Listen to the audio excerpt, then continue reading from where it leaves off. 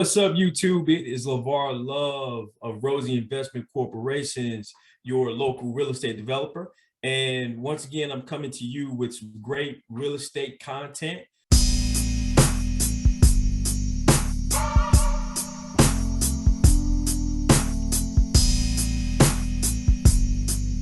All right. So this is third, maybe fourth vlog in this series. Cath.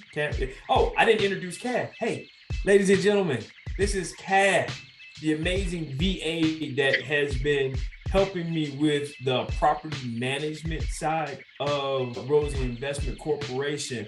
So, Cath, today we've come to talk to YouTube about managing risk and the different risks associated with rental properties, right? Yeah. Okay. And we have four. And we have four? I only have three written down. Why do we have four? All right, hold on. So I have physical risk, tenant risk, market risk. What's the fourth one that you have? It's the administration risk. Administration. Oh, that's your risk. Those aren't my risks. That's why I don't have them written down. Exactly. Yeah, I don't have that risk. See, I have transferred that risk to you. All right. So, no, listen up, YouTube. I want to be straight. I'm a businessman first, and how I feel about it, I got one real risk.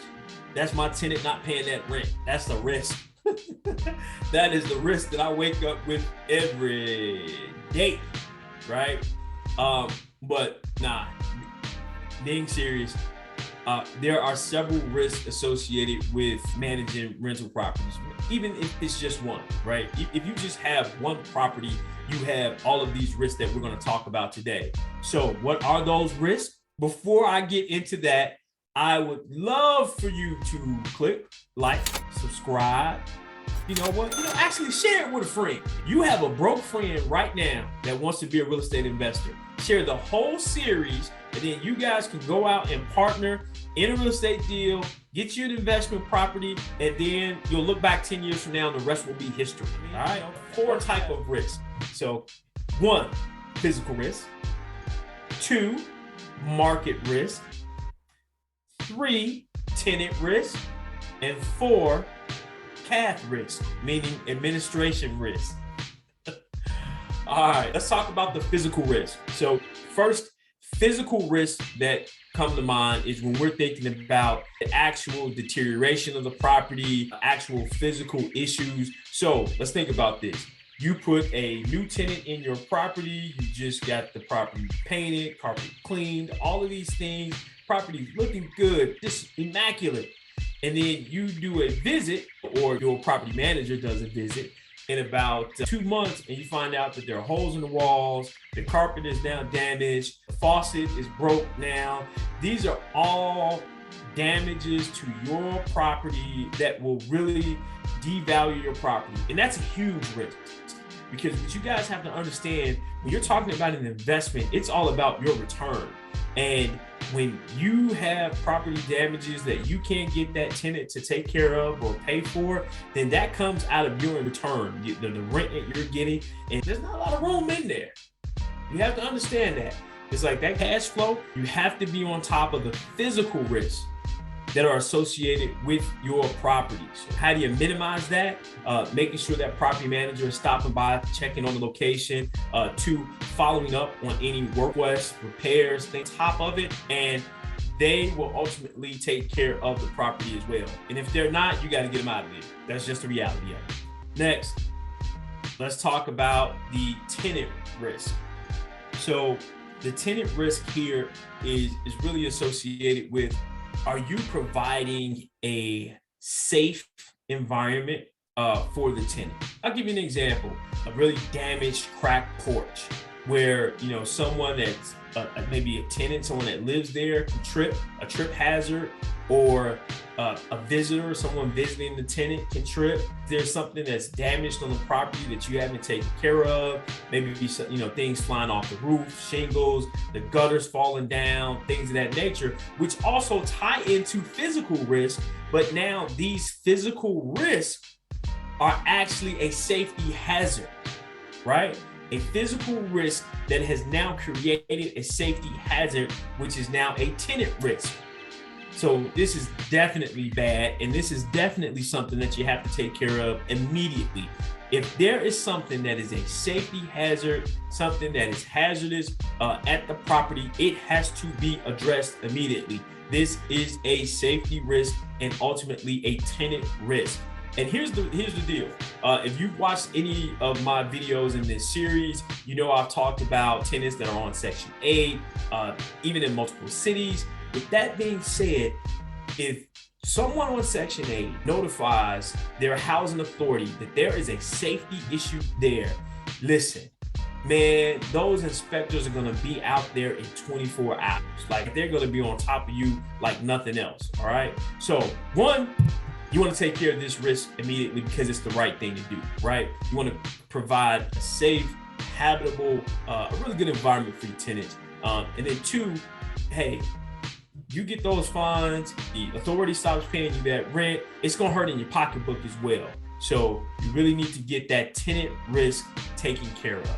The third risk, and one that I think that property owners don't think about a lot of times, is the market risk. Okay, so LeVar, like, what are you talking about market risk? So think about this, ladies and gentlemen.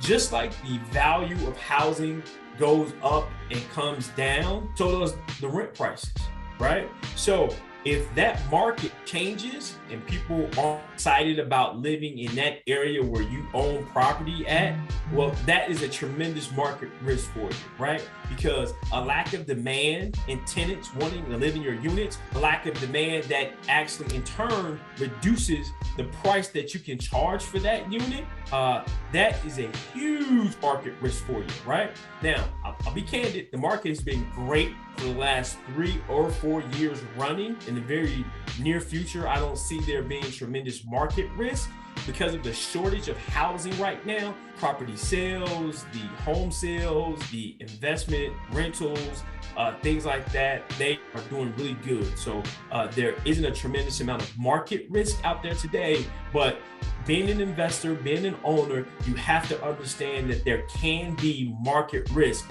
associated with your rental property. Last but definitely not least is the administrative risk. More properties, more paperwork, more administration. Now, granted, I obtained more properties, I acquired more properties, so I brought on help. That's why Kat is here, and she's gonna speak to some of those administrative risks that are associated with the rental property. As mentioned, you have been managing multiple rental properties, let's say more than 4 properties, even outside Chicago. So it means you've been handling tons of paperwork, even work order repairs, requests. What we have encountered for the past months or years is that since you've been managing these multiple rental properties and you've been investing into systems like the tenant portal, which we have discussed on our previous video, it helped us a lot actually to minimize this risk. Why? For some reasons that, number one, this portal really helped us track all these work order repairs requests from files or the photos attached to all work repairs, from all those documents that we are gathering from these tenants. Same with all the notice letters, like the late fees we're sending to those tenants. We are utilizing this portal to send out all those letters. That's why we are getting all these transactions documented on one system only. And that is how convenient this tenant portal is. Or I forgot, let me mention we have these 3 approaches on how we can minimize all this risk, from the physical, tenant, market, and this administrative risk. We have this risk avoidance, risk control, and risk transfer. So what we are using is actually we are using risk control for the administrative risks because we are utilizing the portal. We're not literally avoiding the risk, we are controlling the risk. Remember, I know this is so cliche, that prevention is always better than cure. So we got a lot more tenants, and we are looking forward to having more tenants in the next couple of months. So using this portal will help us control all those risks that will come along the way. And what we have is risk transfer. For example, if the tenants requested to have something repaired on the house, which needs urgent approach for those emergency requests, We can transfer it to the home warranties that we have for the house, the insurance. We can contact all those contractors and get all these repairs done professionally in an urgent manner. And for the risk avoidance, I haven't used this one because risk avoidance is just about an investor who will avoid the risk from physical to market to this administrative risk. So what he'll gonna do is to not purchase the property and look for other properties. That's a lot, Kath.